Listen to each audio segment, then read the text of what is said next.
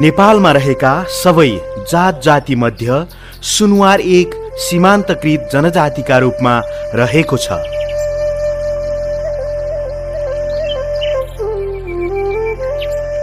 सुनुवारहरू ऐतिहासिक किरात वंशकालमा राज्य सञ्चालन गरी नेपालका विभिन्न ठाउँमा बसोबास गरेको पाइन्छ।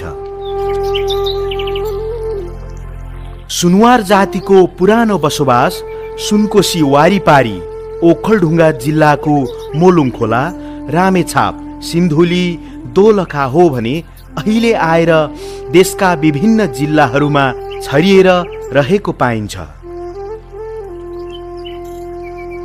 रामेछाप, ओखलढुङ्गा, सिन्धुली, दोलखा, इलाम, झापा, सुनसरी, काठमाडौँ, ललितपुर, भक्तपुर, काभ्रे, फलाञ्चोक आदि जिल्लाहरूमा बसोबास गर्दै आएका सुनुवारहरूले अझै पनि आफ्नो धर्म, कला, संस्कृति, परम्परा भने भुलेका छैनन्।